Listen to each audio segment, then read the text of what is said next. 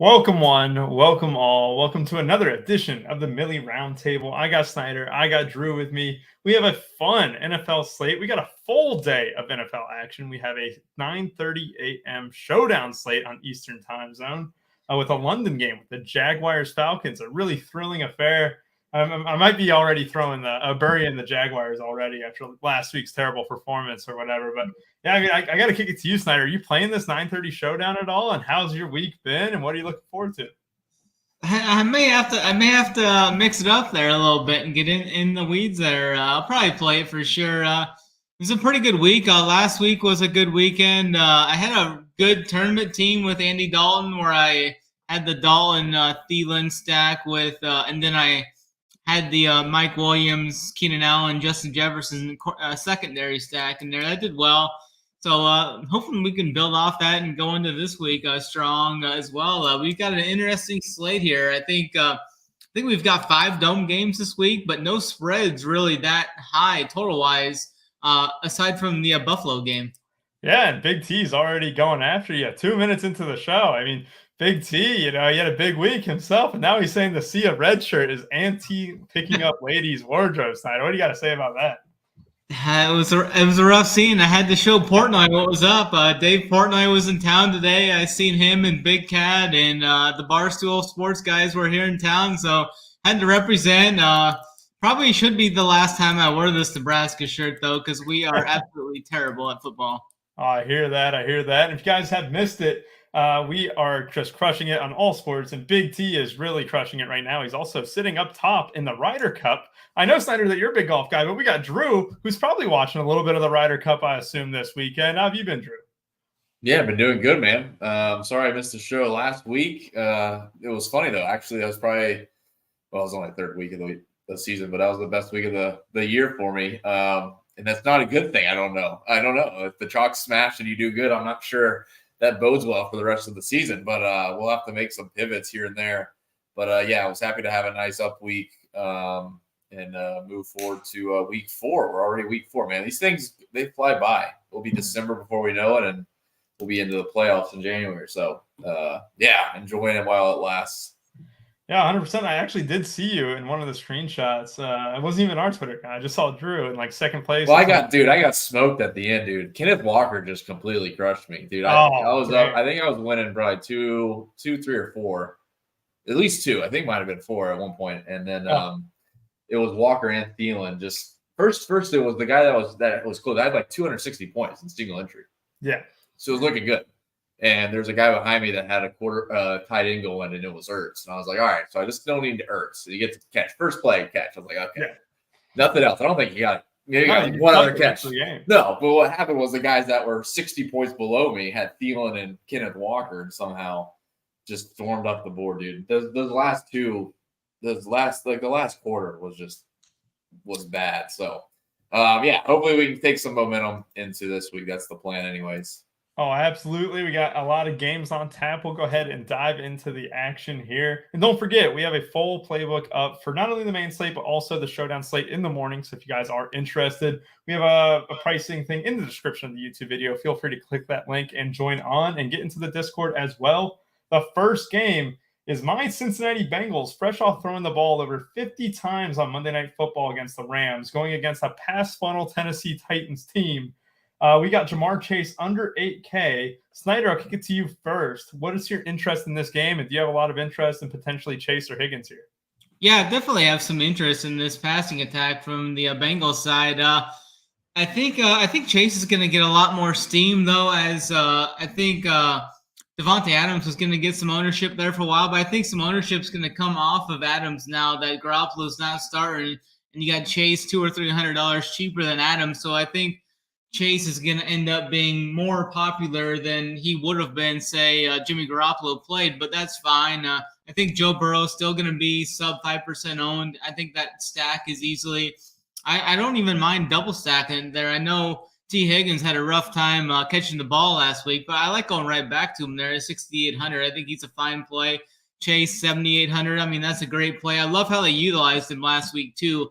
I mean, they weren't given the deep stuff to him there, but he still had 12 catches on 15 targets for $141. Didn't find the end zone for the third straight game.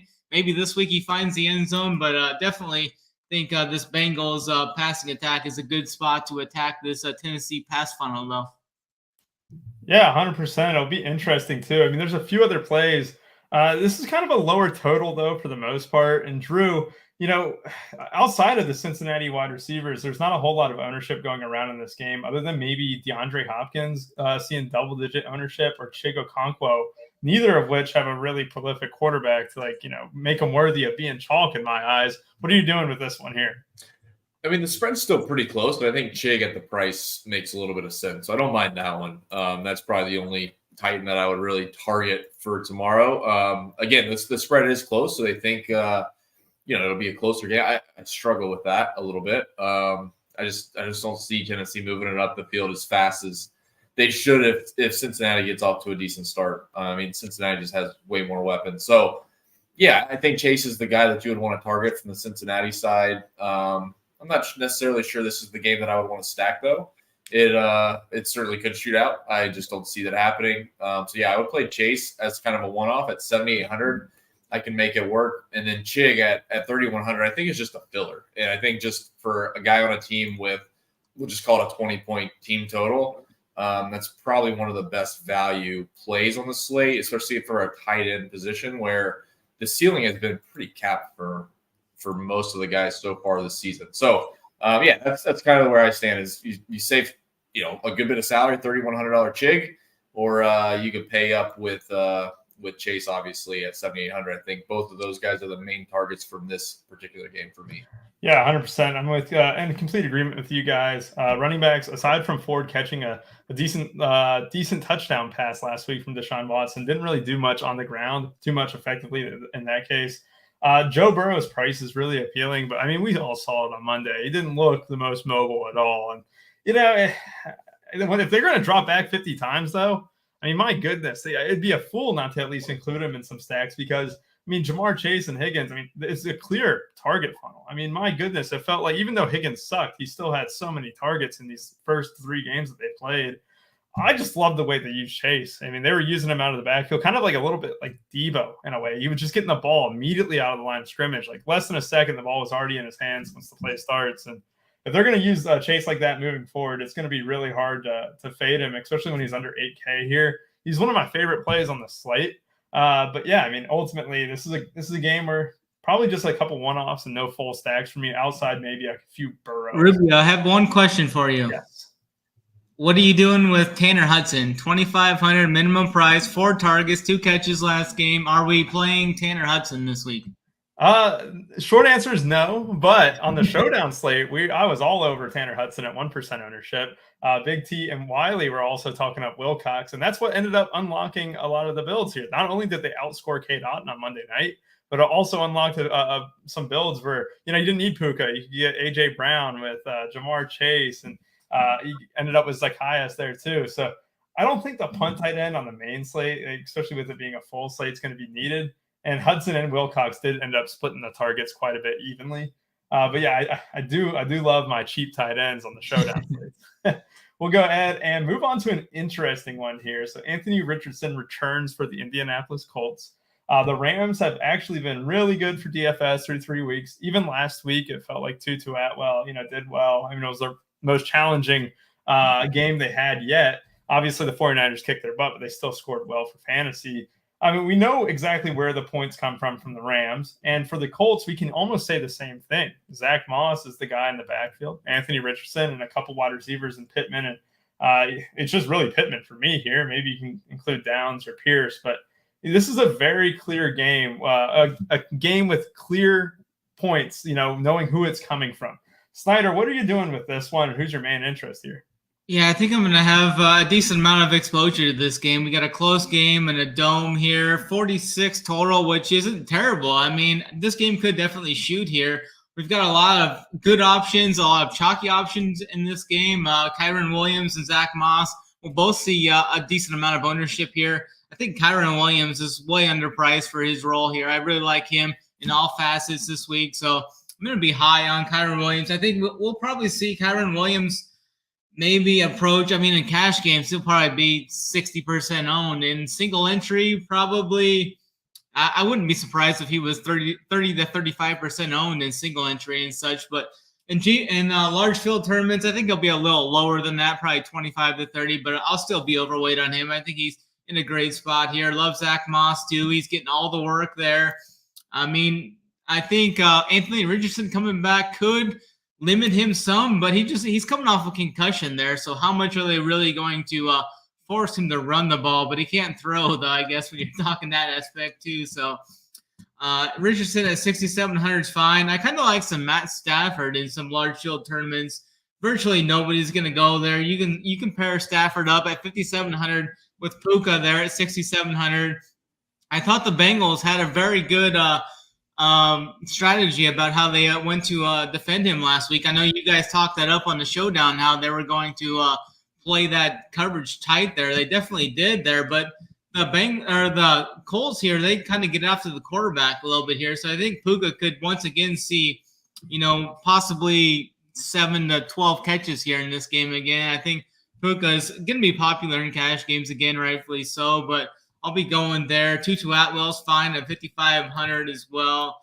I don't see myself really getting to too many Colts pass catchers. Maybe I don't see myself talking into anybody. I mean, you can play an Anthony Richardson naked or something like that, or some Moss, but mainly it's just going to be those kind of the more popular guys here, and then with some Tutu Atwell, I think. Yeah, 100%. And Drew, we got a question in the chat from Derek. He asked, would the Rams and Colts be a good game stack? I mean, we've got a total that's creeping in the mid-40s. It's got clear, funnels of where the points are coming from. Do you like this one as a game stack? And if so, who would you be stacking it up with? Yeah, let me see. I mean, honestly, there's a couple of one-offs that I wanted to target. I think for a stack, let me just look at it. Yeah, ownership doesn't look too bad overall. Honestly, the quarterbacks are going to be so low owned that the stacks probably would be some of the lowest owned stacks on the slate. So, yeah, not awful. Honestly, from a Rams side, like it's probably going to be one of the cheaper stacks, and then you can get some expensive pieces from some of the big scoring games. So, from Snyder's perspective, this actually would be like a contrarian games, or not even a game stack. Just pick a side, I guess, and stack it. And it allows you to actually pay up for the big pieces for like the Buffalo game, which we'll talk about here shortly. So yeah, I don't mind it. It's obviously not a target. Like it wouldn't be like, it would be like a value stack to fit in the studs, not a stud stack to then find values to fit in. So yeah, depending on how you want to construct it, that's how I would view it. But yeah, it does look like a decent stack just from a price standpoint. And honestly, it's still a 45-point total or so. It's not the worst. It's honestly a pretty good value stack. So yeah, I'm pretty much in lockstep with Snyder on this one. I mean, I think the pieces are pretty evident at this point in the season. Obviously, Puka has been phenomenal. So going back to him is totally fine. And honestly, I don't think his ownership is caught up quite yet. And I do think the pieces, like the stud pieces on this slate, are going to be pretty congested around the Buffalo and Miami Dolphins side. So Puka still has a lot of upside. And at 6,700, I think he's in good shape. Kieran Williams, again, a guy that's probably going to do very well in most game environments. He's just going to be pretty popular. So he would be a spot where I'd probably think the ceiling is capped from a GPP perspective relative to his ownership. So that's my only issue with Kieran Williams. But like Snyder said, man, cash or any of the single entry stuff, if you want to kind of jam in a floor, Kieran's definitely the guy. Pittman's fine. Tutu's fine. Like the top two receivers on each team with a quarterback would probably be the stacks that I would go with. And I would definitely lean the Ram side just because I think Puka and Tyler Higbee kind of stand out as pieces that I would want to throw in there with Matthew Stafford. I'm still unsure about Anthony Richardson, to be honest. So I don't even know if there's like a spot where, Anthony Richardson, like you don't want to go solo, obviously, but like if you wanted to play this game, would you even stack a receiver with Anthony Richards at this point in the season? I'm not sure that I would. I would feel much more comfortable stacking the Ram side. So, I think these pieces, it's nice when you get these teams, man. It's a little bit easier to kind of navigate. You can definitely see where the volume's going to go. Yeah, 100%. I mean, this is an interesting one here because it feels like Kieran Williams and Zach Moss do not come off the field at all. One thing to note here is that the Colts offensive line is a little bit banged up here.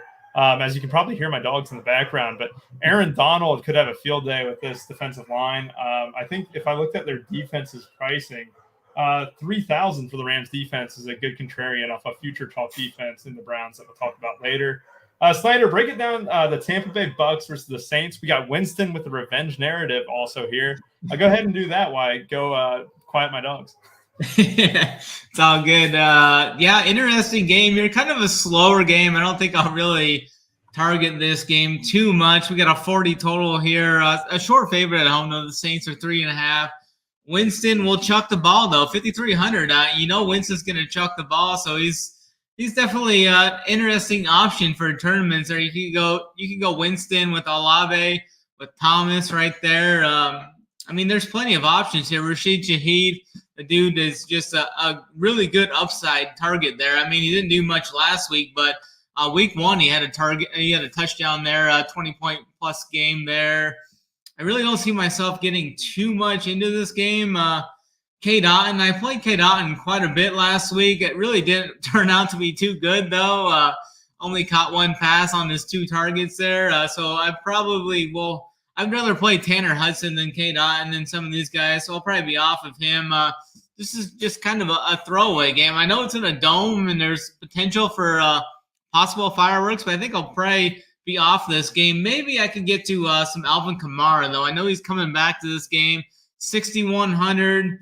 I'd rather be early to Kamara than late, I guess. So 6,100 is a good price tag. I don't know if Winston's a kind of a check down guy, though. Is the only thing I kind of worry about with Kamara getting those receptions. But I think he could probably see 20 touches in this game potentially. Yeah, that's an interesting thing to look at is Kamara. Personally, I think he's a little bit too high priced, and they still want to introduce Kendra Miller. But then again, we would have thought they had Jamal Williams at this point, right? Yeah. To spell him and get goal line touches. So that'd be very interesting. I just want to point out Bobby Hare. He has a free podcast. He does it on the Run Pure Sports. It's on Apple and Spotify. Check out our account there over on Apple and Spotify. Listen to the podcast. He's actually a fan of this game. He loves Jameis Winston this week. He also went into detail about the Lattimore-Evans matchup, potentially funneling a little bit toward Godwin here because Lattimore can pocket Mike Evans, which no one has been able to do this season so far. Didn't those guys get ejected last game? They faced off? Yeah, they fought. They're throwing the haymakers a little bit. So Mike Evans there getting, obviously probably getting shadowed by Lattimore, probably opens the door for Godwin. Drew, is this a game that you're looking at? I know it's got a low total, but it could be fun. And you're on mute, by the way, real quick. No, you're all good. Always. I would get trapped by this game, I think, every single year. So honestly, man, I'm not super excited about this game. It's I like even looking through like single pieces. I don't see value from anyone. I saw someone in the chat say play Bucks defense. Honestly, the defense isn't a terrible play in this game. Alvin Kamara would be like a fun GPP play, but like you said, he is expensive and it's somewhat unknown on how they're going to use him just yet in the season. Mike Evans is expensive compared to some of the guys that I want to target in better game environments. So to be fair, man, there's really not a ton I like in this game. If you want to throw in like a milli maker, just YOLO and completely game stack this, sure. That's probably the only path is like it's either you're off or you go all in and hope this thing goes to like 60 points or something. So I'm pretty low on this game as far as like building out a pool with players from here. I'm not super excited. And even the one-offs here, I don't feel great about. I don't feel like I'm getting anything from a value standpoint. I don't think I'm paying up for a ceiling. It just is it's just one of those games in the middle of the slate that I'm not super excited about. No, I completely understand that. And that's why, if you were playing with Winston, right, you do have 3 receivers that he's going to look toward the most. And obviously, Juwan Johnson can be thrown in there as well. I get it. We can look at Tampa Bay so far this season with a positional matchup sheet on the Run Pure Sports website. Tampa Bay has been a little bit underwhelming to wide receivers like they have in previous years, and they've defended the run really well. I think the hope would be is that this becomes a little bit of a pass funnel. Saints put up 28, 31. Something in that ballpark, and that you ultimately could do a double stack with Winston. You might not even need to run it back with anyone, but Godwin would be the preferred choice. But yeah, I get it. It's a gross game, but it's definitely unique, especially like when I'm trying to, win the millie off of $20 here. I'm going to throw that stack in there quite a bit here. Baker versus Jameis. Yeah, how did we get here? We got to talk about all the games. In the next one here, though, it's actually, what? I got to take any slander that I gave Stroud during his days at Ohio State. It's clearly a Ryan Day issue at Ohio State. He doesn't know how to coach the quarterbacks to be successful. CJ Stroud looks like a stud in the NFL right now. This will probably be his toughest matchup here going against the Pittsburgh Steelers. This is going to be an interesting game. I don't love going against Pittsburgh for fantasy, but we just saw Jimmy G drop 24 last game despite being concussed the entire fourth quarter. Snyder, let me know with this one what you're doing. Obviously, like Tank Dell was very popular like last week and might be popular again this week. Yeah, Houston, Pittsburgh, right? Yes. Yeah, I think this is an interesting game. I played a decent amount of CJ Stroud last week. I played a lot of Stroud and a lot of Andy Dalton last week, so it was kind of interesting going into the slate with those two guys. But, I mean, Stroud continues to be fine. I mean, he scored 20 points again last week. I mean, I think he's a fine option here again. I don't think Tank Dell is going to be as popular this week because some other guys that are in the play this week. So I think I could play some Stroud and Dell. Dell is still 4.6K. I mean, that's a fine price tag for him there. I mean, he's found the box the last two games. He caught a long one last week, ended up with 145 yards and a touchdown. So I'll probably go back to some Dell a little bit in some Stroud Dell stacks for cheap. If I was going to run it back and if I wanted to play like a McCaffrey team, I think I would play like a Stroud, Dell, and then run it back with Calvin Austin too, who was a purely an upside play there. Last week he had 2 catches, 72 yards, and a touchdown, 15 points for 3.3K. I mean, if you want to run like a millie maker type team, like you run a Stroud, Dell, Austin team, then you can fit in McCaffrey and some of those other studs that we'll talk about later. But I think that's definitely in the cards tomorrow.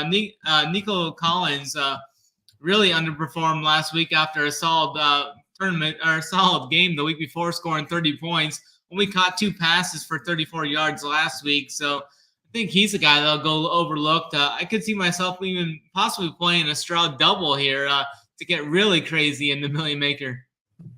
Yeah, I don't hate that at all. I mean, the receivers are very much cheap enough to do that.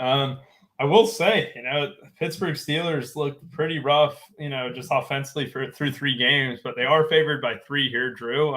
It's an interesting spot because no one's really going to click Kenny Pickett's name at all. I can never really imagine that someone would do that on this slate here. Do you have any interest in the Steelers side of the ball, or are you just mostly focused on maybe playing some one-offs from Houston here, or maybe just leaving it alone in general? Shout out to Holden. He mentioned Kenny Pickett in the cash show yesterday. Yeah, and then he walked himself back off of that one. But I actually do like the Pittsburgh side quite a bit here. And I think, like we talked about value stacks, obviously there's upside stacks and value stacks. And I think this is one of the best value stacks on the slate. So I think Pittsburgh is super concentrated. You just play Austin, you play Pickens, you play Pickett, and you could throw in the second cheapest value tight end, Mr. Freiermuth. So I think the Pittsburgh side is super easy to plug in. Honestly, man, you got a quarterback at 5K, 5,100. You got 2 receivers, one at 3,300, one at 5,400, and then you got Freiermuth at 3,400. So, I think this really opens up some builds. Again, because you can't. It's really hard to stack the big scoring games on the slate this week without getting values. And if you take the opposite side of that, you get pieces of those games that Tyreek Hill, who can go for 55 points. You could throw it in with these value stacks that still have upside to score, 3 or 4 touchdowns. So I really do like the Pittsburgh side here. And I honestly, I'm not sure I'm sold on Houston to even run it back. Like Snyder mentioned, Tank Dell, he's been pretty good, but I think he's going to be pretty high owned, and it would honestly be a leverage spot to stack Pittsburgh without a run back. I think anyone that's stacking Pittsburgh would take a Houston player coming back. So for me, man, I'm really leaning towards those 4 guys on Pittsburgh. You sold me. When you look up, you do a double take. I didn't realize Kenny Pickett was only 5,100. That is definitely cheap enough to take some stands. You can do a full stack for literally under 11K or under 14. Yeah, it's crazy. Yeah. That's good value. I mean, we gotta recognize it. What are they implied, like 22, 23 points in Vegas right now? So right. I mean, I think like the deviation's like 6 points. So like theoretically, they have like a 30-point ceiling. I mean, it could go above that, obviously, but like the 30 points is a ceiling that Miami and Buffalo could potentially hit. So theoretically, they could be one of the best stacks on the slate, and they're the cheapest. Yeah, no, that's a great point. I'm glad that you brought that up, kind of talking a little bit about the stack. I see some people in the chat talking a little bit about Najee Harris. He gets a lot of carries lately, and I don't think they're going to go away from giving him a lot of carries. Not that there's any leverage here, though, because it doesn't seem like this Pittsburgh stack will get much ownership or anything like that. But it wouldn't surprise. Running back below 6K, there's a few great plays in there, but there's not a whole lot of options. Like Najee could be an interesting pivot off some chalkier options, but I don't think I'm doing that on a full slate. I mean, we just saw the stack, though. You throw him on another team. Okay, yeah, I'm with you guys. And we just saw Jalen Warren get like almost double the ownership in Showdown last slate too, despite Najee out touching him. Obviously, we're not talking about Showdown, so we can go ahead and move on from Najee. We can go ahead and move on from the Pittsburgh Steelers and Houston Texans. I see the Minnesota Vikings versus the Carolina Panthers. This is actually a really good game, potentially. I honestly prefer, from a DFS perspective, to have Andy Dalton. Obviously, Bryce Young is going to be back for this one here, though. But Andy Dalton loved Adam Thielen. Hell, Bryce Young loved Adam Thielen a couple weeks ago. This is also a little bit of a revenge game, obviously, with Adam Thielen. This is his first time going against his old team, if I'm not mistaken, right? He only played for the Vikings once. This is an interesting one here. Carolina has been just a little bit of a mixed bag to start the season, but obviously Minnesota, we know they score a lot of points and they also give up a little bit more points. So Snyder, talk to me about this one. What's your favorite look in this game, and are you interested in stacking it up? Yeah, I think this is the spot to target Alexander Mattison this week. I know Carolina's given up a couple big games to running backs already this year.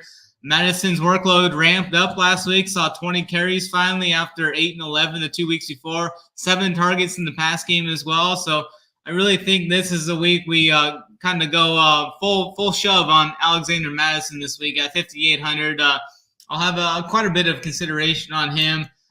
Sanders is questionable. He's a possible option there, but I really don't see myself getting too much involved in this game.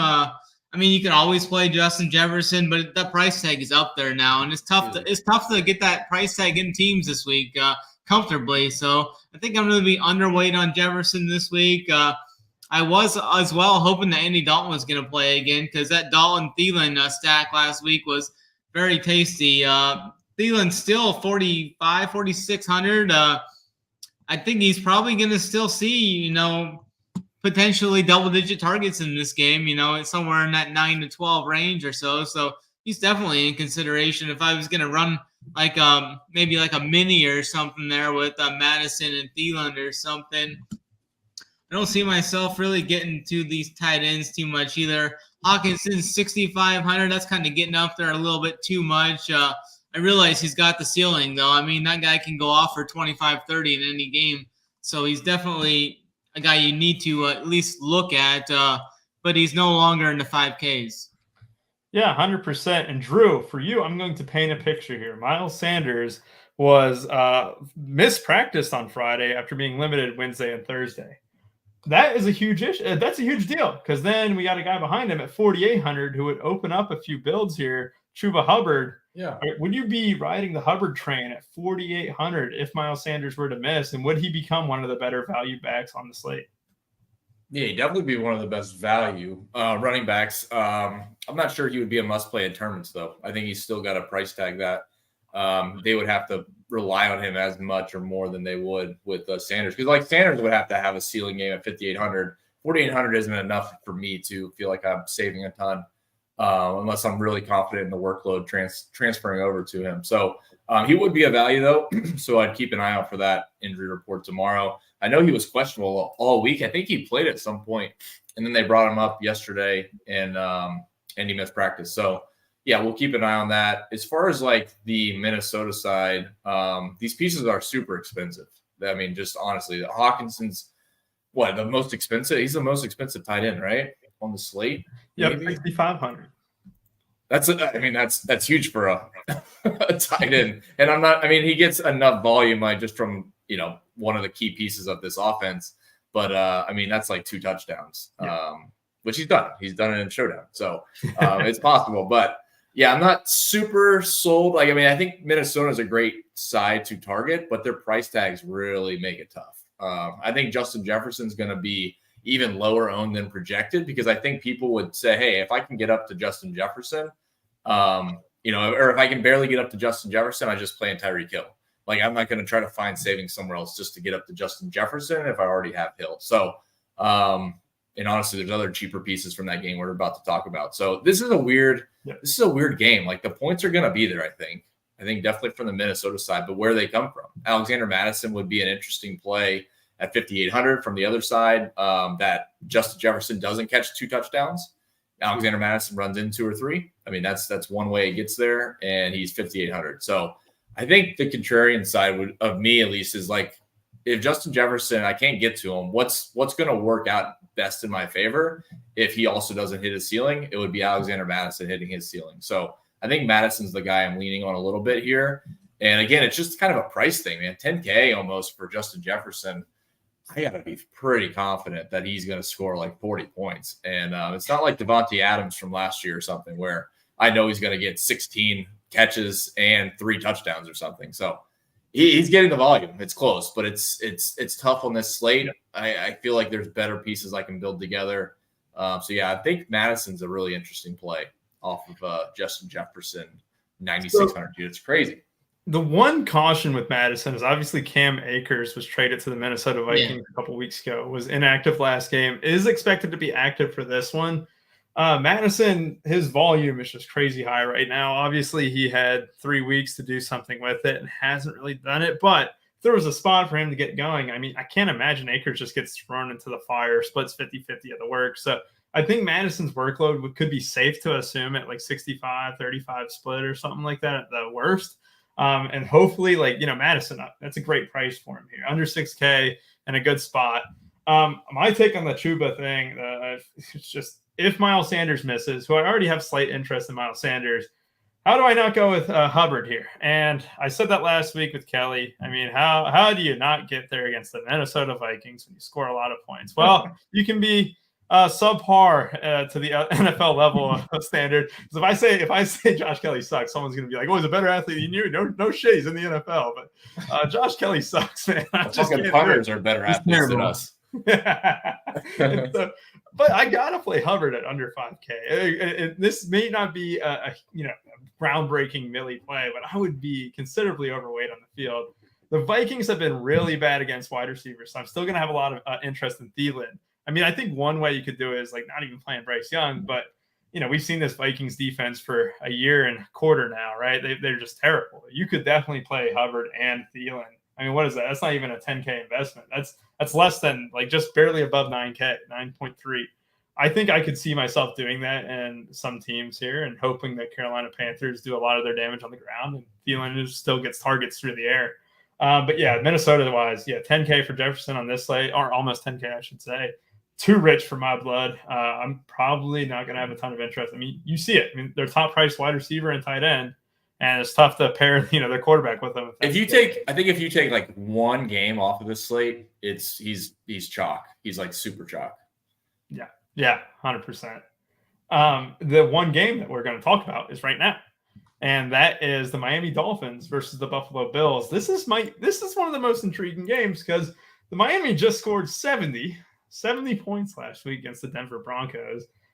We know exactly where the targets are going to go. It's going to go to Tyreek Hill, Jalen Waddle. And then I don't know if you guys noticed this last week.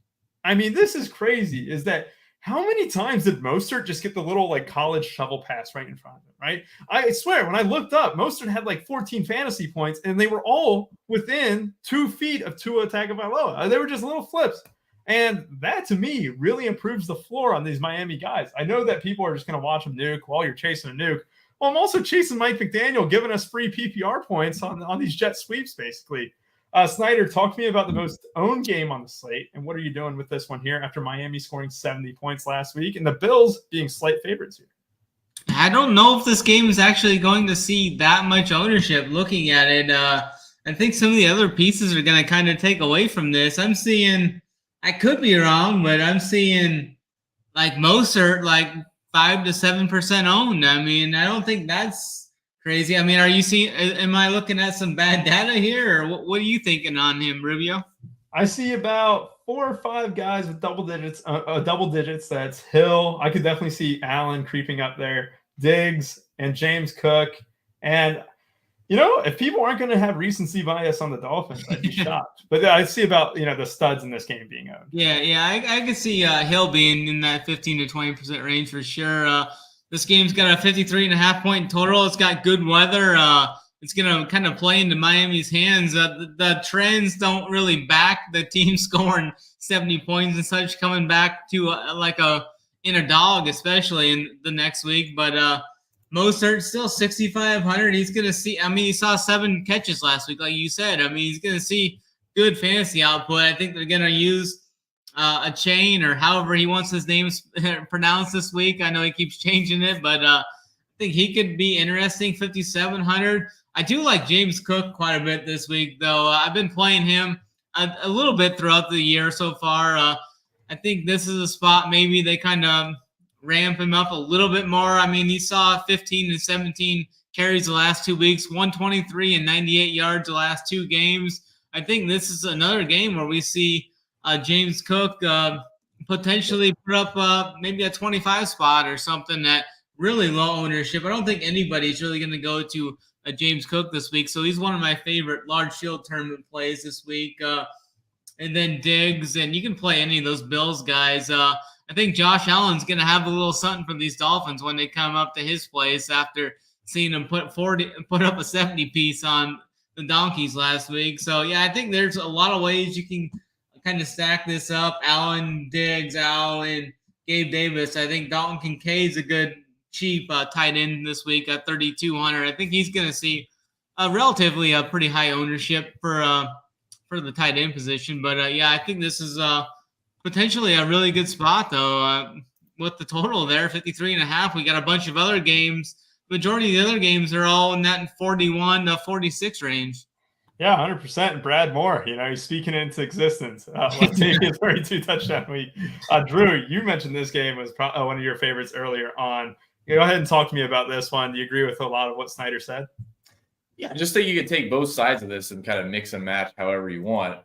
The most interesting thing to me is how Allen, the way his projections are across the industry, and at 8,200, everyone assumes like the rushing floor, rushing TD equity obviously is better than Tua's. But Tua's cheaper, and he's got a lot of the big pieces on the offense that he could get a huge day, and he's going to be a third of the ownership or less than Josh Allen. So I think the stacking side of people are going to want to take Josh Allen with Stephon Diggs and play like run backs with Hill or Waddle, depending what they can fit in. And I think the contrarian side a little bit, and it's like quote unquote contrarian side, but I think Tua is going to be like forgotten. I just think that people, when they click optimize or they go and hand build, they're looking at Josh Allen's projection, and you just play Josh Allen at 8,200. Tua, I think, is the guy that's going to be left out a little bit in stacks. You play Tua with Stephon and Waddle. You run them back with Diggs, obviously, and that's the game stack. At least that's the game stack for me. I think and then honestly, you can play Cook in that scenario because Cook is going to be, if Allen doesn't get there, Cook probably did.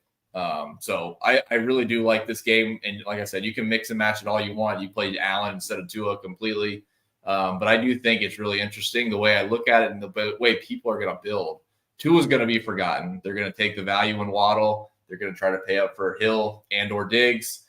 And then James Cook or Josh Allen's really the decision maker. So like I said, this is just a fantastic, fantastic game environment. So I'm just looking at the stats from last week, and Mostert didn't even play the fourth quarter. He had 7 catches, and Chain had 4 catches himself. I just think that we are just seeing the college version, like Mike McDaniel, these cheap PPR points for running backs come in, and I don't think people are going to adjust to that. And maybe he doesn't do it, right? There's a chance that Raheem Mostert does get these little like jet sweep, little touch passes that count for a full point on DraftKings. But if it does, and you're telling me that 6 catches for Mostert, when if we looked at, the projections around the industry, he's projected around 13, 14, kind of in that like low teens range. If I said 6 catches there, they're going to utilize him a lot like they did last week. I just imagine he's going to outperform that mark so much more. Like a SaberSim is projecting for 2.52 catches. I mean, these aren't like they're like, throws into the flat where Tua's got to use his arm. They're literal flicks into the right in front of him. So I'm going to be overweight on these Dolphins running backs. Probably not A-Chain.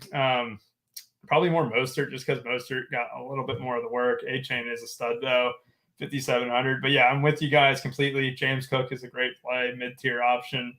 I'm kind of like Waddle. I just think that, coming off a week after having concussion, he's shown 40-point upside in the past too. I mean, this could definitely be one of those weeks where Tua just kind of pinpoints Waddle, and I don't think it's insane to stack Tua with Mostert and Waddle together at all, and maybe run back. Obviously, we're committing a lot of salary in that case, but it's definitely an intriguing game where it's hard to not see points being scored, especially because Mike McDaniel. I mean, it feels like whenever he's had a healthy team, they score points, and he's got a healthy team. Let's move on to Washington Commanders versus the Philadelphia Eagles. Washington Commanders, was it last week that they got completely blanked for 0 points? Or, no, they got 3 points. They got a field goal at the end to not get shut out. Sam Howell had a tough time behind this O-line. They got to the goal line a couple times last time out, just couldn't punch it in.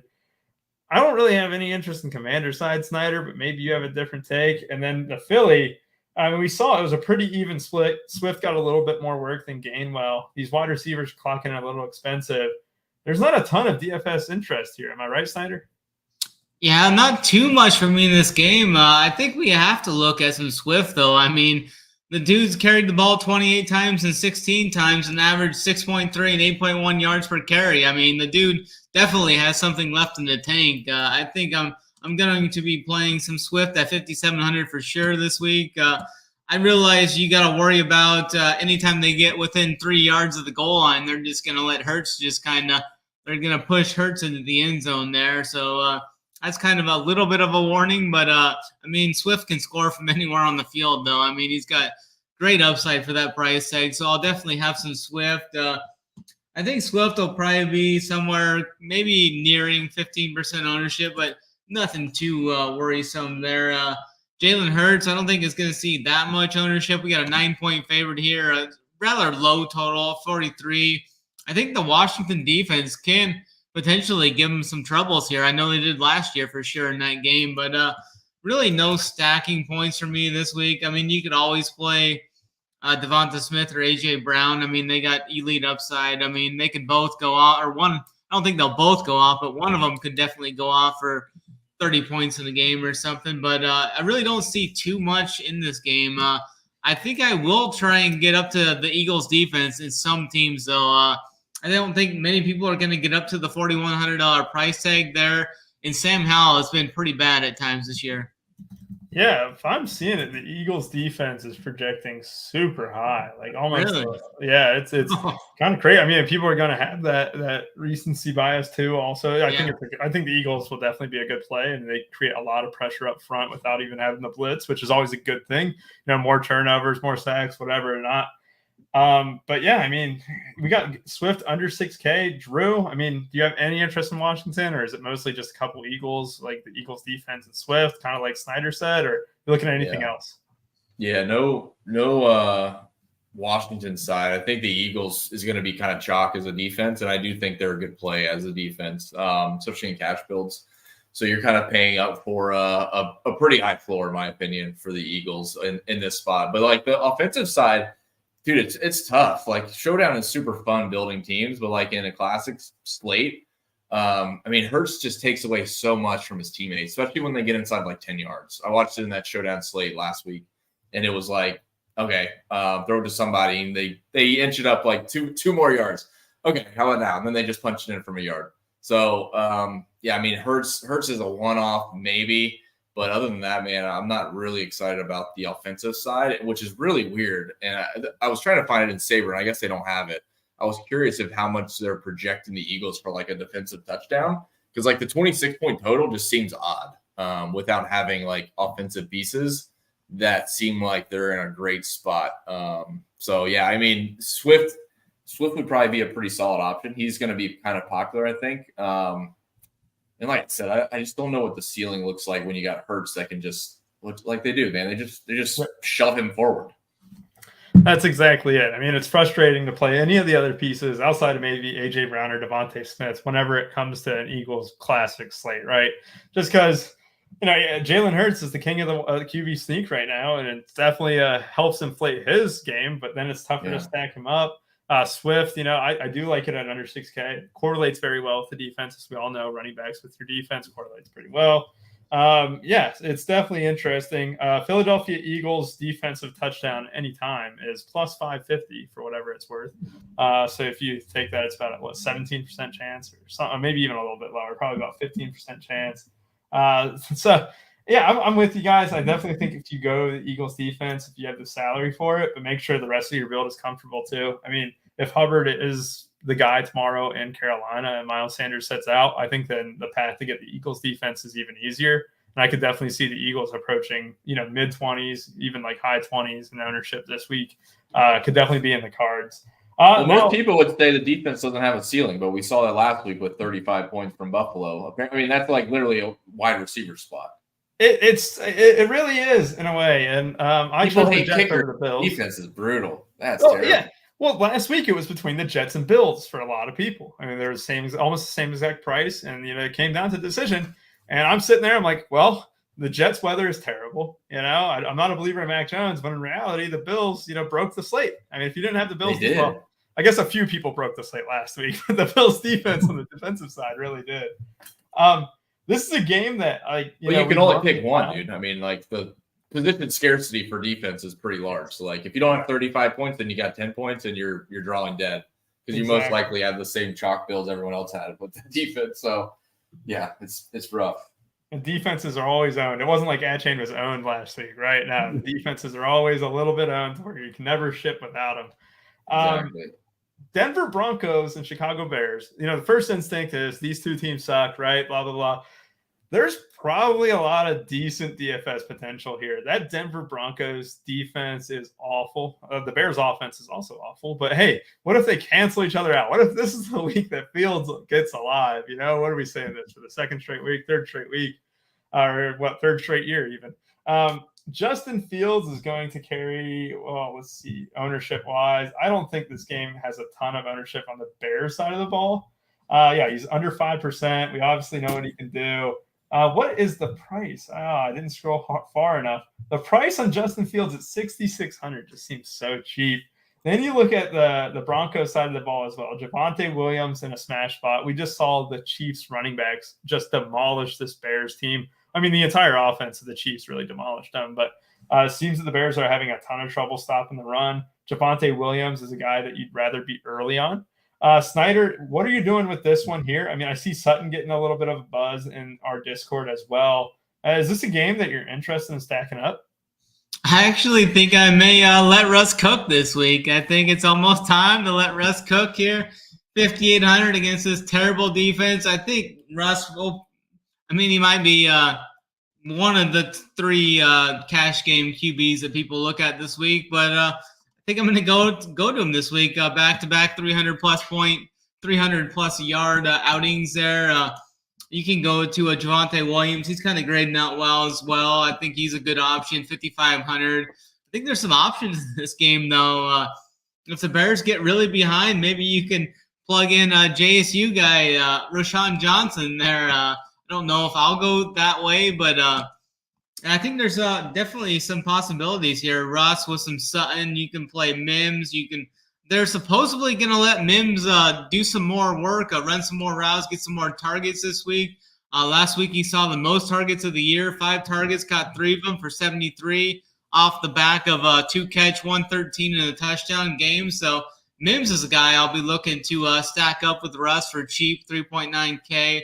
Sutton's always in play at 5.3. You got Jerry Jeudy there as well. A little too much for Jeudy for me, though. I'd rather play the other two guys, I think. And then tight end, if I was going to play Fields has a more favorable price tag, I think, on FanDuel. I think he's like 7.2K over there or something like that. And I think FanDuel kind of is pretty good for his game type there with the rushing and such. But Cole Kmet is a guy I'll look at. Maybe I'll run it back with Cole Kmet or something.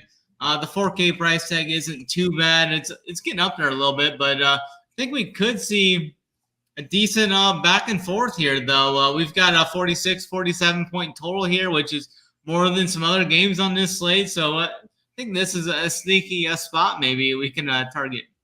Yeah, definitely could have a lot of points because of both defenses being very mediocre, very mid, as they say. Javonte, he's creeping up. He's going to be the highest owned piece in this game. However, this is so cheap for him. Drew, what are you doing with the Javonte here? And do you also have interest in stacking up maybe the Broncos side of the ball? Yeah, I do like stacking the Broncos side. And it's interesting. I pulled it up in Sabre just to check because, typically, if you want to take a chalk running back, you're not going to pair him with any receiving pieces. And I do like the Denver side to stack, but Sabre actually has Javonte Williams still correlating with some of the receivers. So you're not it's not negatively correlated. So you can still stack 4 guys from Denver and you're looking pretty good. I should say 3 guys from Denver. I do look at the Denver defense, 3,700 against Justin Fields, who has the highest interception projection, I think, on the slate. So don't hate that there. I think their ownership as a defense is actually going to be kind of in the low tier of defenses. They're definitely not going to be approaching Philadelphia side or I forget which defense we talked about earlier on, but I do think Broncos D is interesting. And like I said, Javonte with Russell Wilson, Cortland Sutton, or do you take Sutton out and throw in Jeudy as a lower owned option? I think all those are fine. Trotman is super cheap. So if you really want to punt off a position, 2,800 for a tight end that's going to be on a majority of the snaps is not the worst thing to do. But yeah, I do like Denver side. I do like the Denver Broncos as a defense against Justin Fields. Doesn't mean Justin Fields can't put up points, but I do think the turnovers are going to be in this game, and that leads me into Denver to get the ball back quickly through defense, and they're going to score either through Javonte Williams or Sutton or Jeudy, and all it's coming from Russell Wilson. That's the big thing, too. I mean, when you have 2 teams, especially in Justin Fields' case, high turnovers mean a lot more points and stuff. And that's why Jameis games always tend to go a little bit over, too, because he always throws interceptions and stuff. So it is definitely intriguing. Khalil Herbert is going to maybe approach double-digit ownership, which I don't love, and I'm with you. Roschon Johnson could be the guy that just ends up getting a bulk of the work. I mean, he's already so close to being the lead back there as is. And if they trail in any capacity, Roschon Johnson is the guy just because of his versatility out of the backfield. You can pass block a little bit better. You can receive the ball a little bit better. And running the game, I mean, there's not too much of a difference between the two. But yeah, Sutton, Jeudy, the Mims thing, I mean, Mims has just always been a big play guy. But the thing is, I do think he could get more work. But with Jeudy now fully back to health, right? We still have Sutton, Jeudy. It's still leaving him to be the third wide receiver. So 3,900, there is some 3,900 options or 4K options in the next couple games that I really like too. And the next game that we have on the dock is Baltimore Ravens at the Cleveland Browns. Now, Cleveland, the one team that we can really talk about defense-wise that will be higher owned than the Eagles is the Cleveland Browns at 2,800.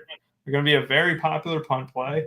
And like I said, when I was comparing other top players, from what they did in the Millie Maker and stuff, a lot of people go in on 2 or 3 defenses. That's it. I think the Browns and Eagles will be 2 of those defenses that they go in on. Then you look at the other pieces in this game. Jerome Ford is the only one who really pops out to me as someone who I'd potentially play. He doesn't even look like he's getting a ton of ownership either, but everyone else to me looks gross. Snyder, what are you doing with this one? Yeah, this is an interesting game. We got a total under 40 points in this game. My Ravens are looking bleak, to say the best. RB1 is not looking that good to open the season. Kind of in shambles here. We got Deshaun Watson questionable. Maybe we see DTR. I think you're right with the the defensive call there. I think the Browns have one of the nastiest defenses in the league. I mean, 2,800 against RB1 here. I mean, he's definitely prone to make some mistakes and turn the ball over. So I'll be overweight on the Browns. I mean, that's probably going to be they'll probably be 30 to 50% owned in cash games and such. Definitely the defense I'm going to target there. Looking at the skill position wise here, the Ravens are without OBJ and Bateman this week. I think Zay Flowers is in a good spot here. I think they're going to look to use him. They've been using him kind of as an addition to the run game as well. I think we see more of that. 2 of the 3 games, he saw 10-plus targets. So I think this is another game where he sees double-digit targets, probably 7 to 9 catches in this game. It's been low ADOT catches. Like last week, he only had 8 catches for 48 yards. But I think he can rack up the points here. Maybe he gets into the box there. And then Elijah Moore. And Elijah Moore is probably my preferred guy over Amari Cooper. The splits there with Cooper. But Elijah Moore last week, back-to-back weeks, 9 target games. Last week, he got all 9 targets for 49 yards. Kind of similar to Zay Jones there. But I'll be looking at Moore, Flowers. And I really don't think I'm going to get Andrews this week. I know the price tag is coming down there. And he just hasn't done it yet. Maybe I'll talk myself into it by tomorrow. Probably, most likely, I'll have him on a team. But he hasn't really shown me much. Only 4 catches and 5 catches in the 2 games. Both games under 50 yards receiving. Really hasn't shown me too much. But I think I'll be on quite a bit of the Browns defense against RB1 here.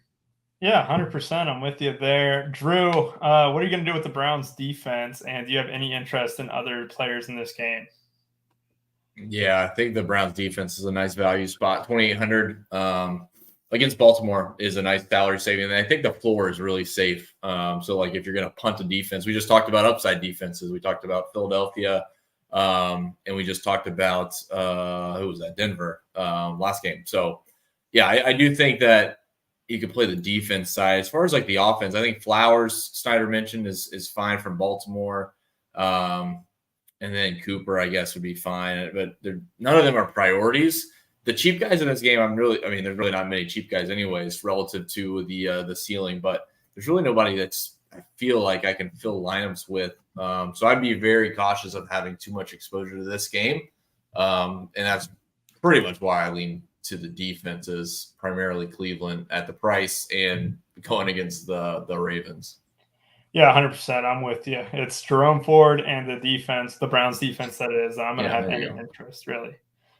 We can go ahead and move on. Hunt any more run this week? What'd you say?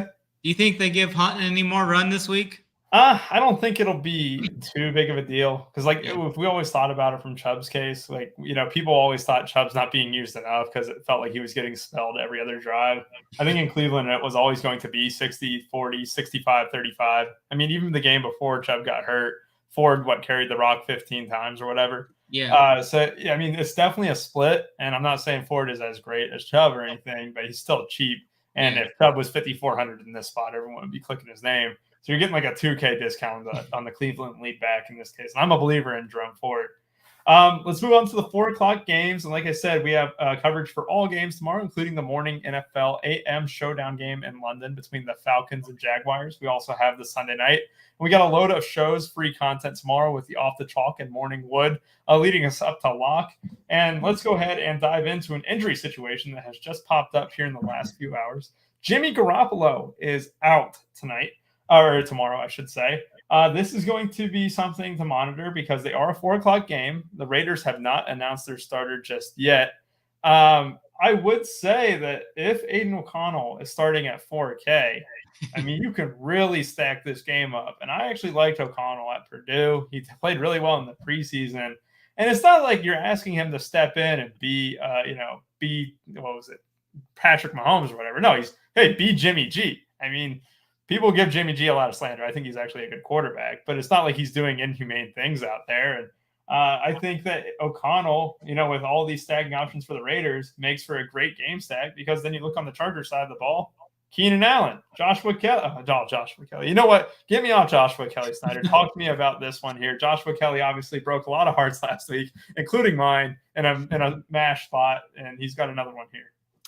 Yeah, I was off of Kelly last week in tournaments. I played him in cash, but if his ownership's going to be, not 30% this week and somewhere in that 10% range, maybe I get a little bit of him. But I definitely think this is interesting, though. If you get Aiden O'Connell at 4K, I mean, at 4K, you don't need to do too much to kind of pay off that value, and you just throw the ball in kind of the general vicinity of Davante Adams. He's gonna catch the ball, so I think he's gonna target him early and often.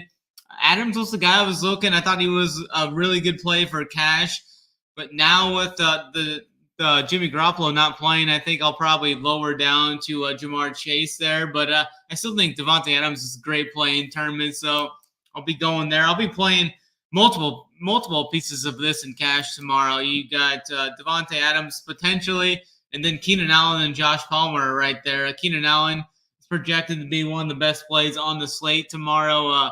He's going to have some ownership there, but the usage he's seeing there without Eckler and now without Mike Williams. He saw 20 targets last week, caught 18 of them. I mean, the dude is just on a roll here. I think we see something possibly similar to that. I mean, I think he sees at least 15 targets tomorrow. So I'm going to be on some Keenan Allen there. And then Josh Palmer, he's a great price play there at 4K. He came in last week, 7 targets, 4 catches, 66 yards, and a touchdown there. So I think Palmer is definitely the guy. I mean, he had some good games last year when he needed to fill in. He had that game versus the Chiefs last year where he had 33 points. And he had another game against the Falcons where he had 22 points. So I definitely think Josh Palmer can kind of fill in that void there. Maybe they kind of inch along Quentin Johnson a little bit. I think he's maybe a deep Millie Maker type, another addition to this game. But Jacoby Myers, Davante Adams, Keenan Allen, Josh Palmer, and I will have a little bit of Josh Kelly in some tournaments, I think, this week, because I don't think many people are going to go back to him. If he's going to be 10% owned, he did have one good game last year, I think, at some point. And he had a decent game against the Dolphins where he had 15 points. Maybe I get myself onto a little bit of Josh Kelly tomorrow. Yeah, and the Las Vegas Raiders have been really bad. I wouldn't say really bad against running backs. They've definitely been in the bottom third of the league in defending the running back for DFS points. So it is a positive spot for Joshua Kelly. And obviously Mike Williams being out with a knee injury, obviously after the season, we're going to have to see guys step up like Palmer and Johnston and Keenan, already an absolute animal for DFS. I mean, Drew, are you avoiding this game in any capacity, or is this a game that you're just finding that fits almost all your teams? Because to me, I haven't ran anything yet, but I'm just looking at how many times, how high these guys are projected. I just can't see myself fading this game at all. I might have to, but it's crazy. There's just a lot of good plays. This is the second highest under over on the entire slate. I think it'll be somewhat competitive, even if Aiden O'Connell starts. I think the pieces that you got, Josh Jacobs and Davante Adams, can kind of keep them in it. Obviously, the production for Keenan Allen is just obscene, and he's only 7,900. So he's going to be super popular tomorrow. He's one of my favorite plays. You throw in Keenan Allen at 7,900. And honestly, Davante Adams is still cheap at 8K. When you start considering some of the 9K players, these guys have the same ceiling or very, very similar ceiling unless they have 2% game outcomes in those other games. So, yeah, I do like stacking up both sides of this. Aiden O'Connell at 4K, obviously you stack him with a couple pieces from the Vegas side, and you're looking pretty good from a salary standpoint. You can pretty much do anything you want. But, yeah, Keenan Allen I think is still great. Quentin Johnston, I think, is an interesting pivot off of Joshua Palmer, and he's only $300 cheaper. He's going to project, several points lower, but I think there's a real chance where the variance in touchdowns can go to Quentin Johnston instead of Joshua Palmer, and he outscores him, and he's going to be half the ownership. If not, he might be less than half the ownership than Joshua Palmer. So I do want to go back to Joshua Kelly. I'm not going to write that off just yet.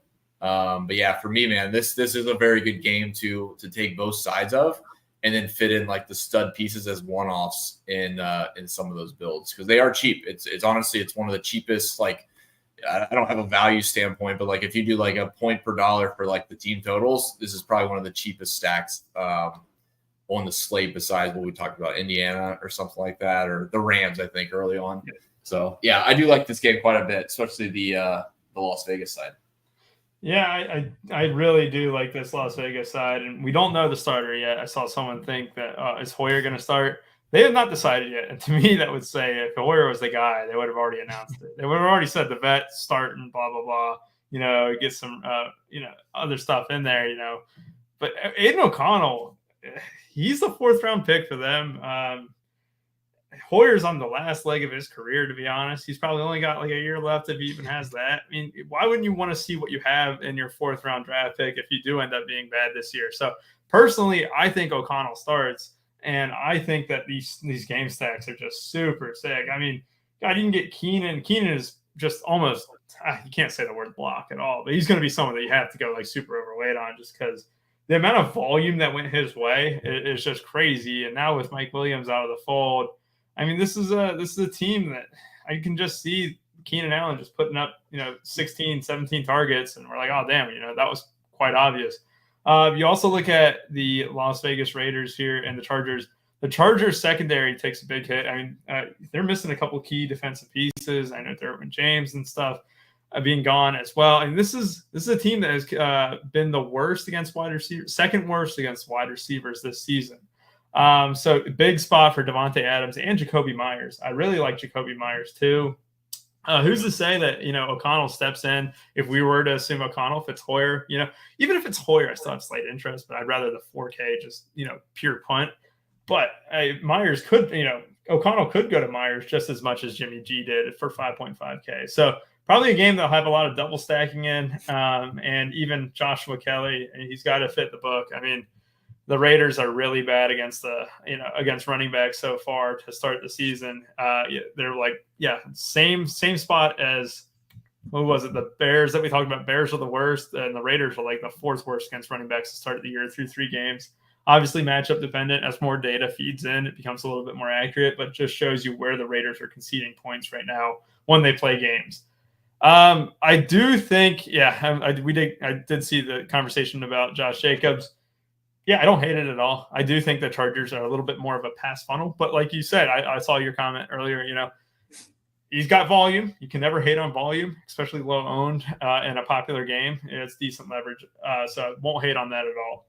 Arizona Cardinals, San Francisco 49ers. I can't see myself playing an Arizona Cardinal, even Marquise Brown or Zach Ertz here. I just don't love it. I don't love the team total. Obviously, they'll be chasing. But then San Francisco side of the ball, we got some decent plays here with high upside. And we also got Ayuk back in the mix here after missing last Thursday. It's been 10 days since the 49ers played their last game. Snyder, what are you doing with the 49ers side? And also, do you have any interest in any Cardinals? I don't think I'm going to get to any of these Cardinals here tomorrow. I do have some interest in McCaffrey, though. If I can get there at 9,200, I think Elijah Mitchell may miss the game. It sounded like he's definitely questionable. Sounds like he was more on the doubtful side last I heard, but McCaffrey here, you kind of got to worry about the workload with being such a big favorite here. But then you look at some of the other games where they pretty much manhandled a few teams, especially the Steelers. He still saw full workload there, 22 carries and 3 catches in that game, 152 yards and a touchdown. He scored a touchdown in every game. I think he's got a touchdown streak going. I think he broke Jerry Rice's touchdown scoring per game. I think it was 11 or 12 games last week. So he's got that going for him as well. Maybe I try and get really different here and pair up McCaffrey in the San Francisco defense if I can. I know the $4,700 price tag is very high. Nobody will probably go there.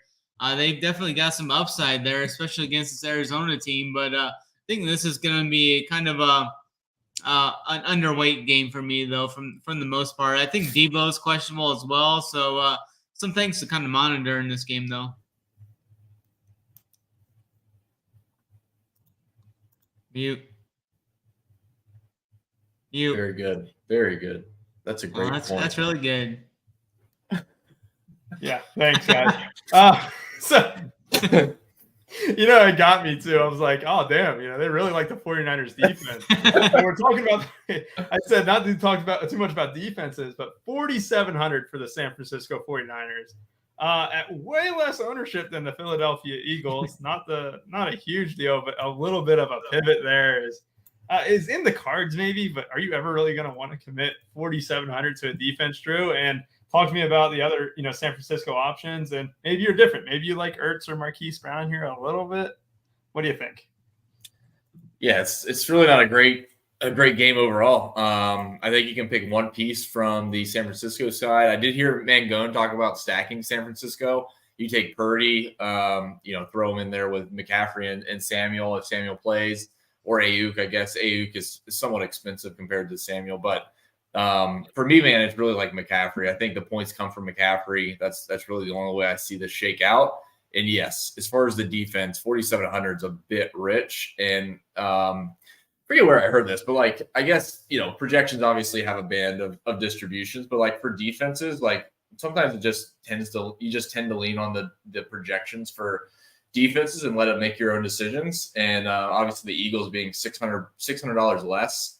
And for Sabre projecting basically 2 points higher than the 49ers. So I will lean much more heavily on the Eagles at 4,100. I don't see myself on this slate, especially. I don't see myself getting to the 49ers. Like I said, like the Philadelphia side, I see them scoring from the defensive side. I think there's turnovers in this game, but I think the points that Vegas thinks San Francisco is going to score is literally from McCaffrey. And I think that's like 100% of the spread. So I'm just going to lean on McCaffrey here. I'm not going to play any 49ers defense. Maybe a little bit, like if I want to tinker with some stacks, I'll throw Purdy in there with Samuel or Ayuk. But for me, it's McCaffrey or bust.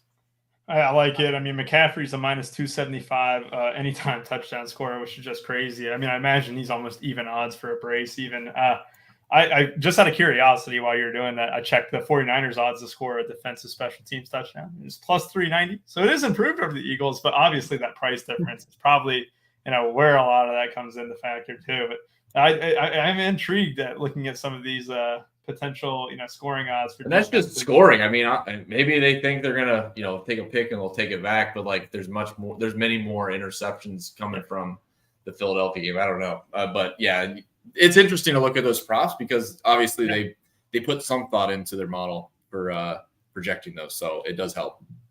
Yeah, 100%. And like the Cards have been much better than people were giving them credit for to start the year at the very least. I think people were expecting this team to be really bad. So yeah, I'll credit to the Cardinals for at least making things competitive, making the Giants have one hell of a comeback already this season.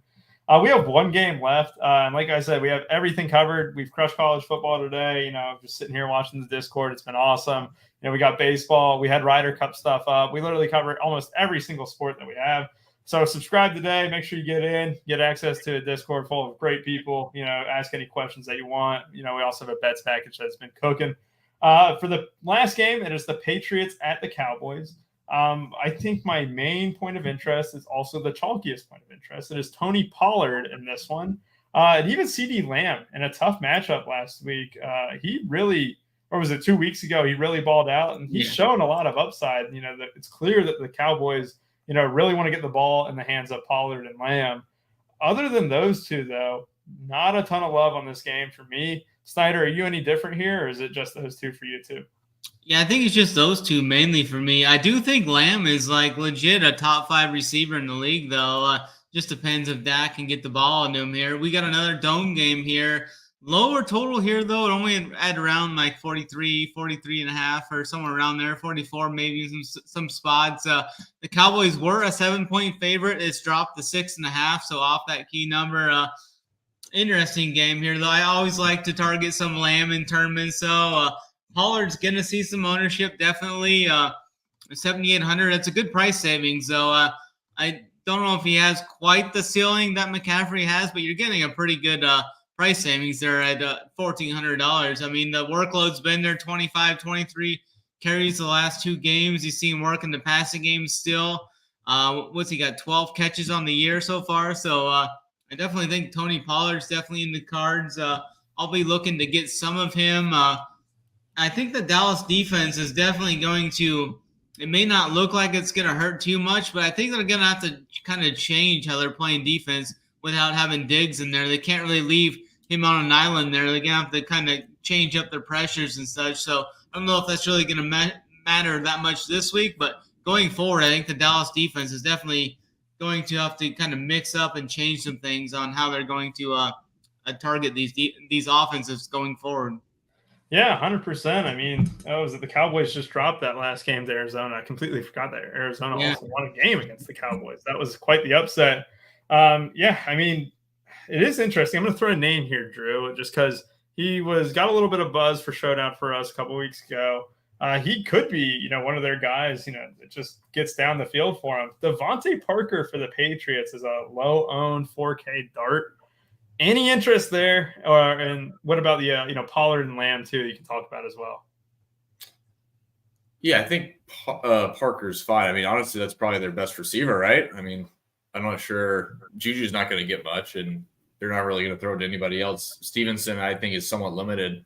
At least so far, I haven't been super impressed. So, yeah, Dallas side, Pollard would be the guy. He's kind of in the same bucket as McCaffrey, obviously a little bit less reliance on Pollard than McCaffrey, but I think Pollard at 7,800 is a fantastic option. Definitely sets up well in this game environment.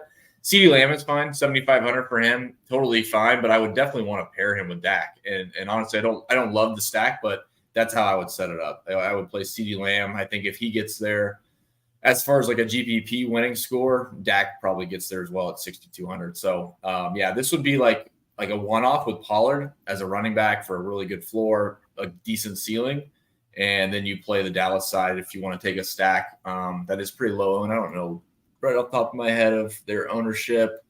Yeah, probably middle range for their total stack ownership of 3 guys. So, yeah, that's kind of where I stand. This isn't like a game I'm super excited about.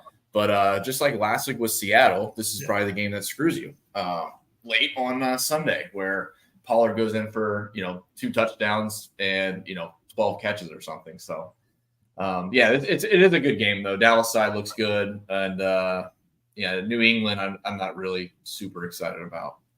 Yeah, 100%. Yeah, I did see Kendrick Bourne could actually be there at 5K too. Yeah. Bourne and Parker. Big week 1.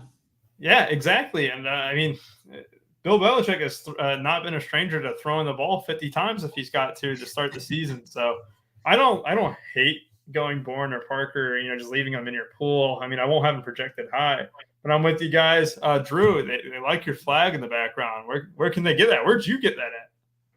I did not get it. My wife got it. It's a Barstool golf flag.